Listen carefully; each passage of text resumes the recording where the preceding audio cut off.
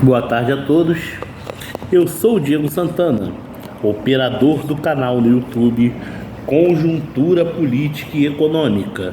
Se inscreva no canal se você ainda não é inscrito e aperte os sinos para receber as notificações. Deixe o seu like, o seu parecer e vamos fortalecer as nossas plataformas digitais. Meus amigos e minhas amigas, uma boa noite a todos e que Deus acompanhe a cada um de vocês. Vamos, de todas as formas, mobilizar a população brasileira mediante as circunstâncias que estão ocorrendo no Brasil, que o atual governo ele não sabe se corta gastos públicos ou se aumenta a arrecadação. Isso mesmo que vocês acabaram de ouvir. Afinal, o que isso significa? Lula está perdido? Não sabe o que fazer com a economia? Ou está nervoso, alegando que o mercado atrapalha os 720 milhões de pessoas, ou seja, mais que 3 vezes acima da população brasileira estão passando fome, inclusive ele. Governo da declaração estapafúrdia, que tudo pode. Ontem nós tivemos praticamente uma legalização gradual da maconha. Mas isso não é nem o assunto que quero abordar nesse momento, à medida em que a nossa economia está degringolando cada vez mais. Eu gostaria muito de perguntar ao atual presidente da República se ele sabe o que é receita e o que é despesa pública, porque não é possível que ele acredite que o gasto público é extremamente inovador e é investimento. Afinal, o mesmo culpa os juros da dívida pública como uma grande performance que mantém a despesa em alta. Só que quem faz a dívida pública é o governo. Ninguém quer emprestar dinheiro se não tiver certeza que vai receber. Logo, não adianta querer se inspirar em países desenvolvidos, porque eles têm controle sobre os gastos junto à dívida pública, uma vez sabendo que de fato vão receber. O Brasil não pode fazer esse tipo de renegociação que causa problema em relação à banda cambial propriamente dito e, acima de tudo, é afetado macroeconomicamente com o resto do mundo e com isso enfrenta dificuldades até mesmo para conseguir avançar em novos acordos comerciais. Meus amigos e minhas amigas, por que enfrenta essa dificuldade? Porque à medida em que o problema fiscal se agrava, tem que tirar dinheiro da população. E isso é retirado em cima do que se consome, que também é exportado principalmente para os países de primeiro mundo. Logo, exporta-se menos, porque se produz muito menos e, como consequência, se cresce muito menos. Ou, com uma recessão caminhando para a ladeira abaixo, somada à depressão, leva-se um total declínio econômico e social. Meus amigos e minhas amigas, estamos a cada momento indo para o fundo do poço com essas manobras econômicas totalmente perigosa e nociva à sociedade civil, principalmente levando em consideração que nós estamos cada vez mais aumentando o tamanho da despesa fixa em relação à folha de pagamento do servidor público federal e reduzindo o crescimento da atividade econômica. E não adianta querer colocar somente a tragédia no Rio Grande do Sul como desculpa. Afinal, ainda existem fatos resilitórios que são totalmente adversos a argumentos que somente a chuva fez todo aquele estrago. E mais que isso, podemos também dizer que esse governo já começa errado à medida em que cria substituições dos gastos públicos em relação ao teto, não teve qualquer obrigação de fazer superávit no primeiro ano de governo, alegando o remanejamento dos precatórios.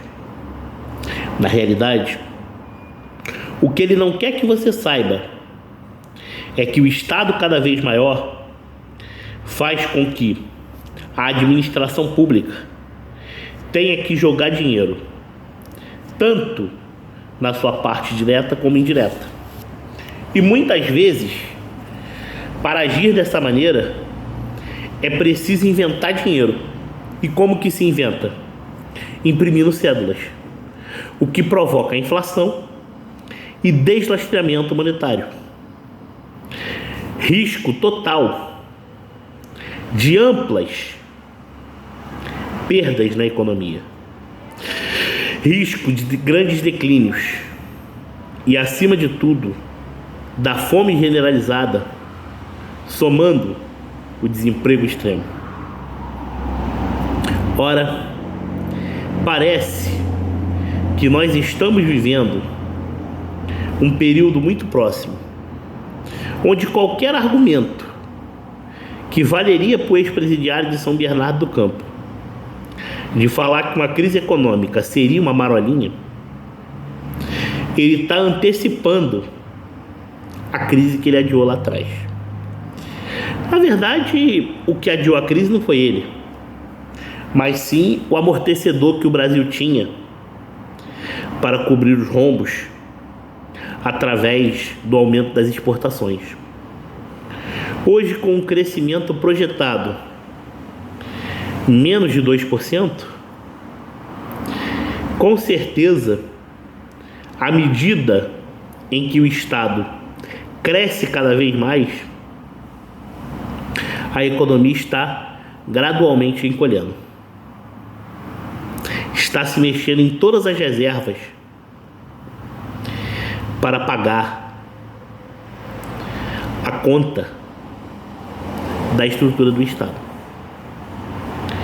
Para se fazer novas dívidas, cria-se rolamento. Logo, ele não tem como criticar os juros do Banco Central, porque se a inflação ela está batendo alguma meta, é por manipulação de escala junto ao IPCA que o Tesouro Nacional faz, com o intuito de forçar a queda nos juros. Afinal, o próprio arcabouço fiscal permite aumentar a meta de inflação. Aumentar a meta de inflação significa legalizar pedaladas fiscais. Aumentar a meta de inflação significa criar uma meta artificial, onde muitas das vezes desestrutura a credibilidade dessa política econômica. Logo, isso puxa para cima, de forma cíclica, a taxa de juros. Se jogar ela para baixo, estará apenas subsidiando um decréscimo que será pago em dobro a longo prazo. Afinal, para se baixar os juros, é preciso ter controle não só da dívida pública, como também a certeza de que os bancos receberão da população sem que o FGC tenha que financiar eventuais inadimplementos. O Brasil é um país que desfruta de riquezas, mas governos da esquerda querem manter as bases econômicas dentro do assistencialismo, distribuição de renda para as classes menos favorecidas, porém nunca permitindo o crescimento real de andar com as próprias pernas.